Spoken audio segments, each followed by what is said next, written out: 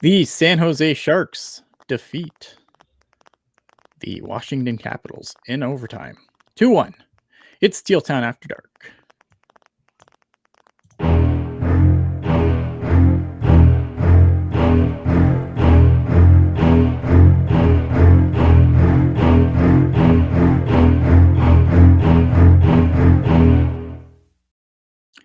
But of course, if you want to be part of the show, hit us up on all the social media, do all the fun stuff. It'll be awesome. It'll be good.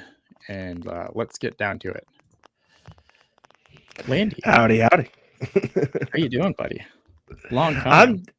Yeah, dude, it has been a long time. And I think it's the first time that we've had a game in which when me and you together, that I've actually seen the light at the end of the tunnel, because this team is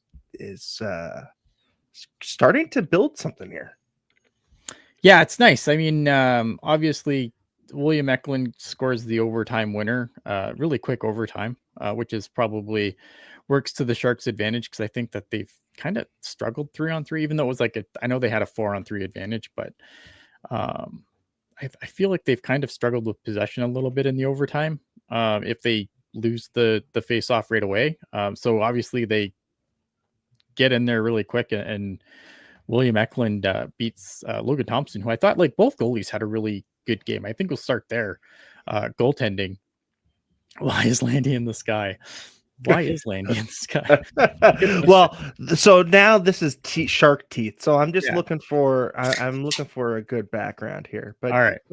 Yes, the goalies were in the zone tonight. I thought, especially in that first period when the Capitals were really peppering Blackwood, that Mackenzie kept the team in and really did what you wanted a 1A, 1B kind of guy to do. And really, I mean, he allowed the team to kind of wade their way in. That first game in a early time setting, especially on the East Coast, is always difficult for the Sharks. It's been historically, a bad time for them, especially coming after being on a set or normal, well, actually on a matinee over the weekend. So again, it's just kind of weird timing, and I'm sure their body clocks are all screwed up. But again, Mackenzie doing such a great job keeping the team in it. And I think defensively as well, I thought that the team did a good job preventing high danger chances. Not really a lot of great shot selection by the Capitals in that first period either. And then, you get to Foley's goal, and I mean, honestly, just using the defenseman as a screen, picking out that real errant pass in the neutral zone. I mean, there are multiple things you could count on that play if you're a up and coming skater as far as what you want to do. But as soon as he hops on, well, first off, let's give some credit to the player getting off. I think it was Will Smith getting off on his change, because the team, I think we had noticed in previous seasons that had been a mess on their changes. It looks like this season they've really cleaned that up, and I see a lot of hustle on the back end of shifts, which is really encouraging. But especially on a play like that, where Will Smith hustles his ass to get off the ice, Toffoli gets on the ice, but not only that, he has the wherewithal to keep his stick on the ice while he's hopping on the ice to pick up that errant pass. And I don't know what the hell, I think that was Chychrun who threw that up the middle, and I don't know what he was doing there, but just in a nice pass intercept by Toffoli, comes in and then uses Chychrun as a screen. And he's done that goal against us before. And kind of carbon copy of that, and it gives the Sharks a lead, which they probably shouldn't have had, but they can thank Mackenzie for keeping them in in that first period. So again, great all around road period for getting your legs under you. And then I think as the game went on, the Sharks, I think, got better. I 100% agree. Which is what you want. The thing that the thing that impressed me about the Washington, so I haven't really seen much of the Washington Capitals this year. Like, obviously, I've kind of had a side eye on what Ovechkin was doing before he got hurt because he just kept scoring goals. Um, the way that they attack, like the second that puck's in the zone, like they're all there. Like it's crazy how quick they get everybody transitioning back into the zone once they taking advantage a few times of the Sharks trying to clear the zone. And it's crazy how fast like they were all in the zone again and just all over the Sharks. Like you can definitely see why they've had some success this year as far as that's gone. But I think as the game went on, I think you're right. You know, like the Sharks got better. I mean, there's that I think it was the first period where the Sharks had the Capitals on there for like 3 minutes, just tenacious forecheck. And then, you know, it's unfortunate that the Sharks weren't able to get any goals, obviously, off of that. But big credit to them for forcing the Capitals to be out there for I think 3 minutes. It's Yeah, that was the shift where they were able to roll the Celebrini line, and then they were able to roll the Granlund line on them, and then I think even Nico's line got a roll in on them, and they were just able to heavily pin them down in that offensive zone for it was a good 3 minutes because it was 2 minutes and 20 seconds was their shift length at the time of the icing. Then you right. add the icing, then an additional 45 seconds in the zone. And then the Sharks, I even think after two they broke, guys got off, and then like, but there's still guys that were out there for I think 3:30 something. I think was the top minutes for how long those guys were out there. yeah. And then not only that, Ian, but I felt like they still, they still continued to build momentum after that shift. You Mhm. know, it in previous time in previous Sharks iterations, we've seen it where they'll put on a little push. They'll put on like a good 3 or 4 minute push, and then they sag back, right, and then they allow the other team to kind of dictate play. But instead, I just continually saw wave after wave after wave, and and again, it's a combination of being able to roll balanced lines as far as offensive talent goes. Yeah. That Eklund, that Eklund Celebrini Zetterlund line is dynamic. It's fast. It's fun to watch. I find myself literally putting zooming in specifically on Macklin every time he's on the ice, and I don't think I've been that excited for a player since Hurdle burst onto the scene all those years ago. And again, so you have that on that first line, and then on that second line, you come in with the 1-2 punch with Will Smith and with Granlund, and then with Kunin has played up there. I know right now Costin's playing up there. He's done a fairly good job. I've liked what Barkley's done as well. But again, when you're able to have a good complement, and it seems like Granlund and Smith are really now kind of jiving together on that line, they can really rotate a winger in on that other side, and it's okay, because they seem to have really good chemistry. And then that third line, I've been really impressed with Sturm, well, whoever you want to call the third line, right? Either Nico's Mhm. line or Wenberg's line, but both of those lines have been net positives in my opinion as far as possession in this last little span. So again, when you've got, I mean, this team looks like it's playing like a 5-man unit. Yeah.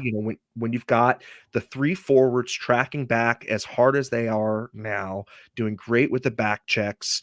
The defense is not so caved in on itself. There's a little bit more outlet passing. I think I only said "God damn it, Ferraro" one time today, so that's a good Yeah, it's a good sign. thing. So yeah, I think you're really just starting to see the full system in effect, and I think we all kind of held our breath on would Warsaw be able to instill a system after being an assistant, but I tell you what, it seems like they're playing harder for him than they did for David. Yeah, I agree. I mean, like I know early in the season, like I was big on the we have to let this kind of play out a little bit train because obviously like you come in and you get a new system, you got to get people to buy in. And look, I'm not saying like the Sharks are fixed, right? Like uh No. going in the chat here is like, are the Sharks good now? Are the Sharks actually good? I mean, they're playing really good. I don't know if they're. This blue line's still terrible, but There's hope. There, there is hope. I think that that's the big thing that I'm getting out of this team right now is there's a sense of hope and a sense of belief that Yeah, hasn't been there has not been there since I think the last DeBoer coach team. probably. Yeah, that's right. Fair. Aaron Jack saying, "Are the tanking days over?" I mean, I don't think they're intentionally gonna Like, I don't think they're bottoming out. Like, maybe I don't know. Maybe this team hits a skid later on, and maybe they do another little fire sale at the trade deadline. But I think like for me, like obviously getting another draft pick is gonna be nice, and I still think like when it's all said and done, I think the Sharks are gonna have another pretty premium draft pick. Like I don't think this is the start of a run. I mean, if it is, that'd be My crazy. But pool's on number 7. I'm pick number 7. yeah, like that's I mean, for me, I think that you kind of want to see improvement though, right? Like I think now is like not yeah, I don't think it's going to be like an overnight everything is fixed success, but I think that I would be more disappointed if the Sharks were kind of having a season like Chicago's having this year, where everything still seems fucking terrible. And even I think Connor Bedard struggled a little bit this year too, but like I think I would be more concerned if that, because I think it's really easy when you're in a rebuild mode to just never get out of it.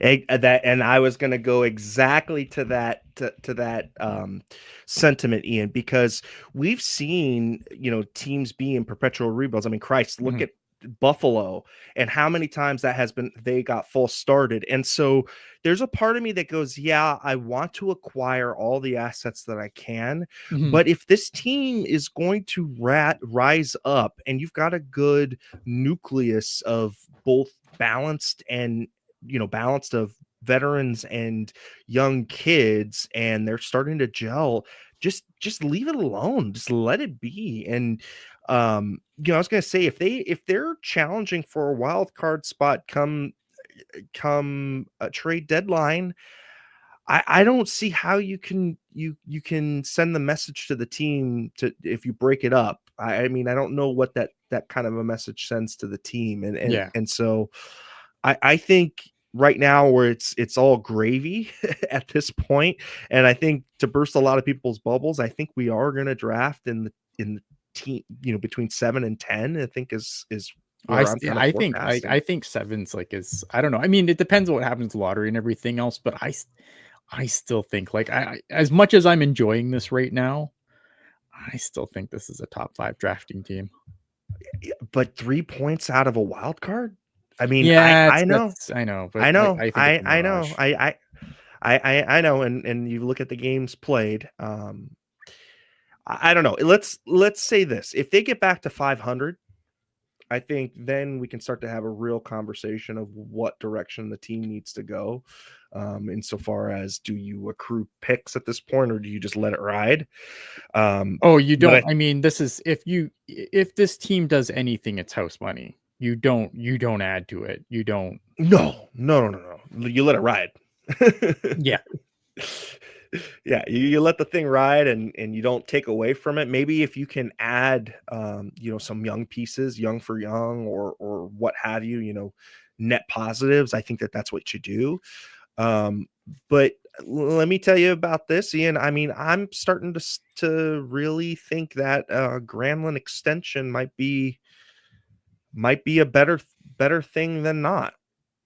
I think it's hard with Granlund, right? Because I think this is a conversation we have a lot. Like I think if somebody blows the door down with a deal that you just can't say no to, like the Sharks aren't. I feel like the Sharks are still at a point where if someone blows the doors off with just like something stupid, you have to at least consider it and probably take it. Because I think that again, like as much as I'm enjoying this run of hockey and as much as I think they're playing better, I just I want to see how they play. Like I know Washington's doing good this year, but I feel like Washington's punching above their weight.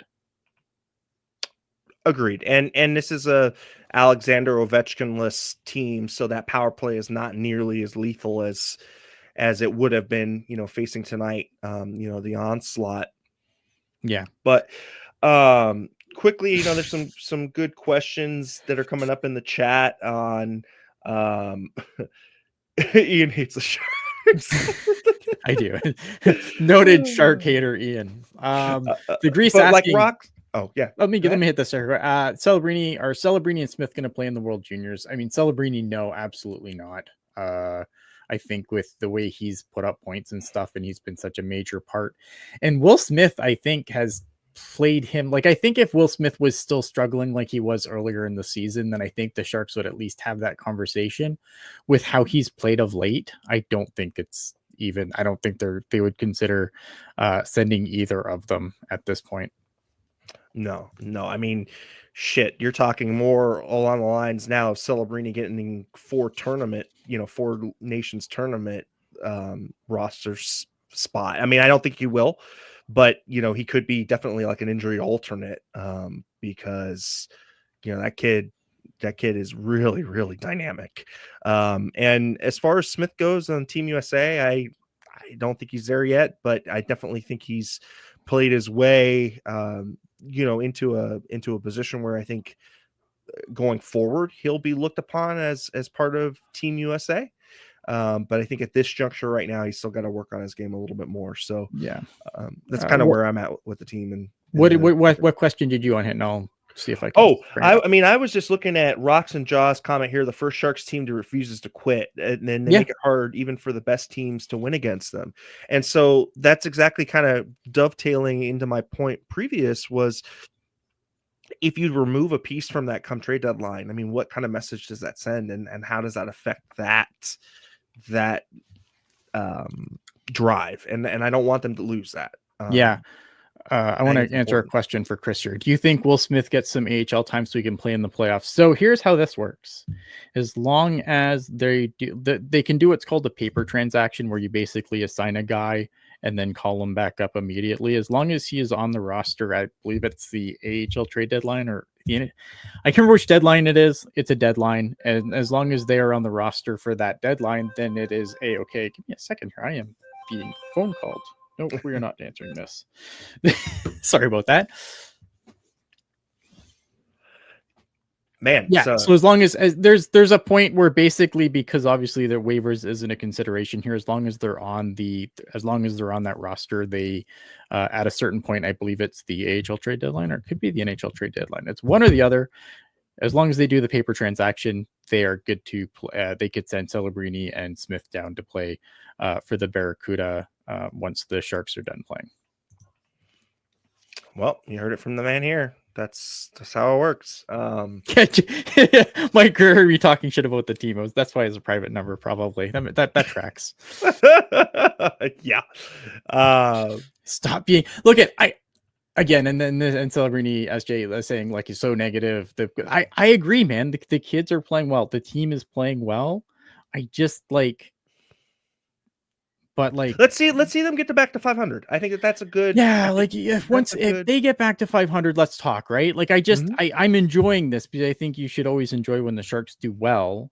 But I'm not like, I don't think everything is magically fixed now. That's all. Yeah. No, I know. You know what I mean? Agree. Like, I don't like this. Isn't like, oh, now it's playoff time. Let's talk about the Stanley Cup. Like, again, man. Like, I'm happy, and I think the Sharks should. I think the Sharks are doing well, but I'm also trying to temper my expectations too, because I think that's the worst thing you could do right now is like go on a little bit of a stretch here and then think like everything is fixed. And what do you mean draft picks? This is the best team ever. Like, this is going good. Yeah. Yeah. So we got a question in from Celebrini17 _SJ asking what's going on with Shakir.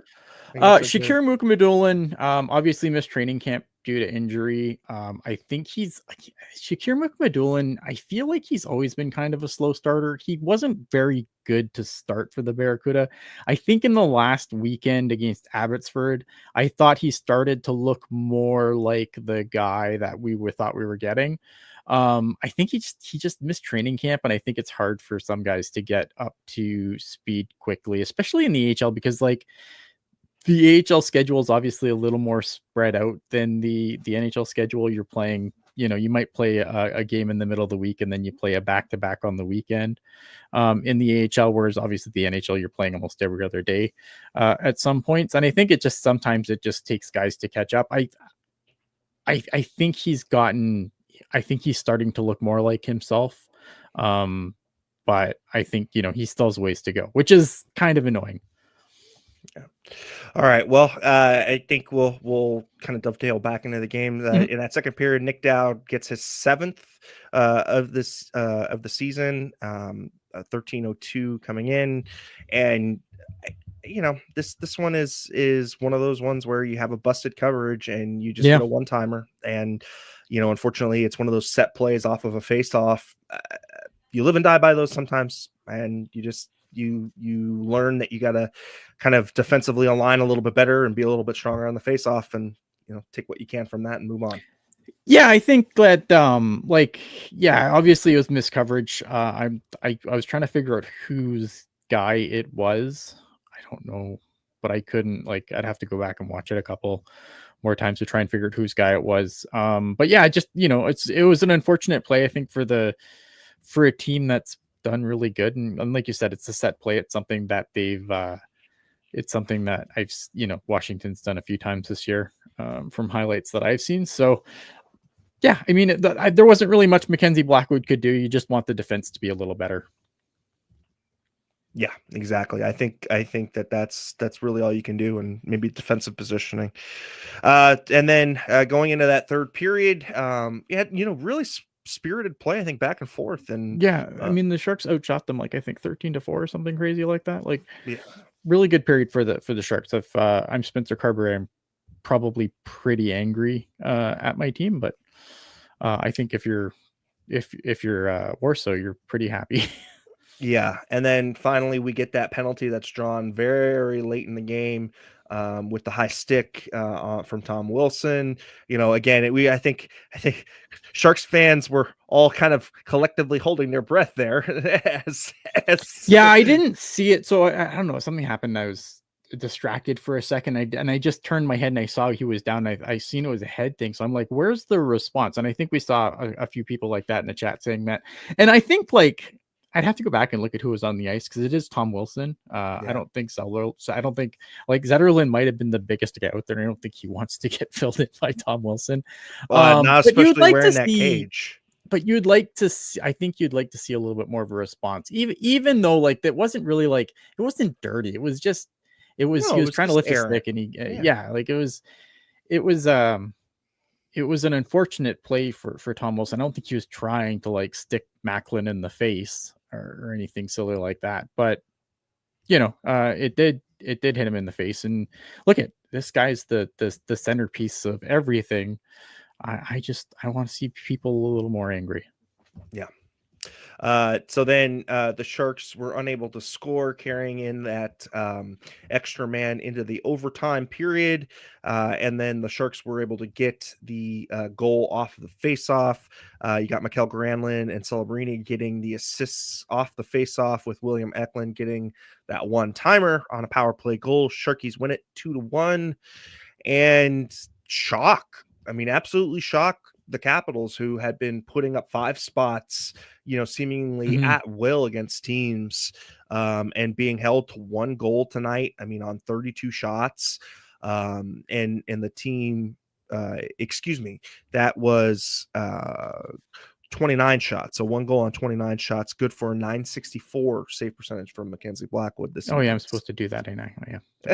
There's usually scrolling text. You know what? I do After Dark so rarely now that I just forget what I'm supposed to do. You know what? And this is kind of a ad hoc because we did have a Miss Dana filling in on the charts today, but unfortunately she could not be here. So we have a lovely Mr. Ian filling in for us. Thank you, Ian. Yeah, I mean, look, nice shot by William Eklund. I love William Eklund, man. I cannot sing this guy's praises enough this year. He looks good. Like a stud. Yeah. Not only that, but the issues that we had with him last year of puck possession, completely different story this year. He has learned how to shield the puck better with his body. He's able to use his body better in space, and the stick checking has gotten so much better this season. William Eklund, I think, really doing a good job in this offseason, really honing in on the 200-foot game. And I've just been really impressed with him.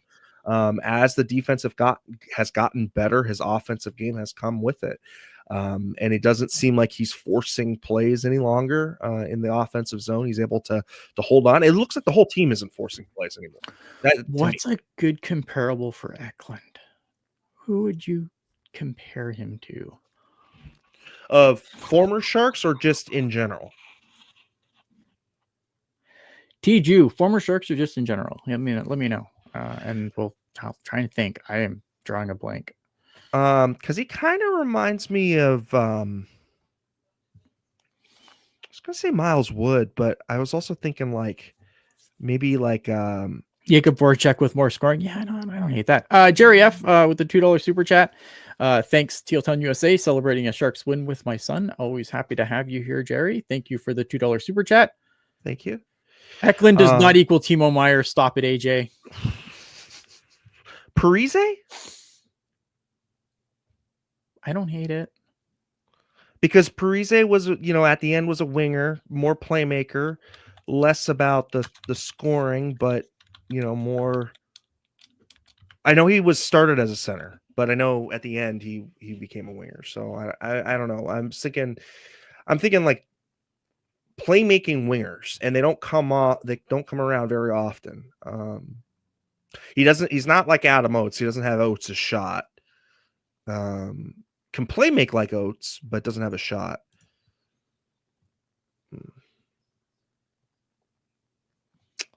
I don't know. I don't know. So player comparables are kind of a fool's errand. Let me see what elite prospects might have something like a comp. Okay. I feel like it's a fool's errand. Connect me. A poor man's Panarin? I don't know. Poor man's Panarin. I don't hate it, but I would say Panarin has a better shot than Eklund, though, at this point. Let's see what his draft. I would say fellow Swede. I would call him a poor man's Henrik Zetterberg. Yeah, and AJ just said it too. Yeah. Yeah. Yeah, I think that's pretty apt. All right.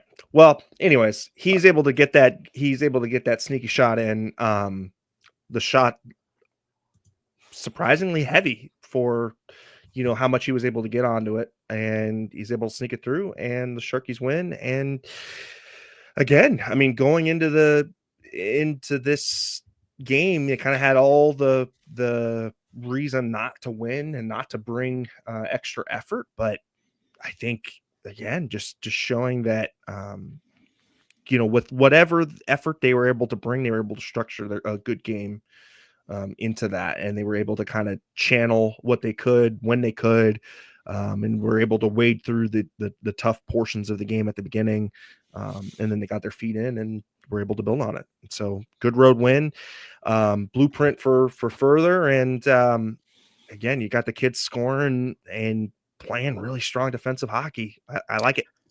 Yeah, I guess Nick Dowd got a game misconduct at the end of the game, so he was probably upset. But I don't know. Let's talk about the refereeing. Yeah, well, let's talk about the refereeing tonight, because it was real suspect. Like,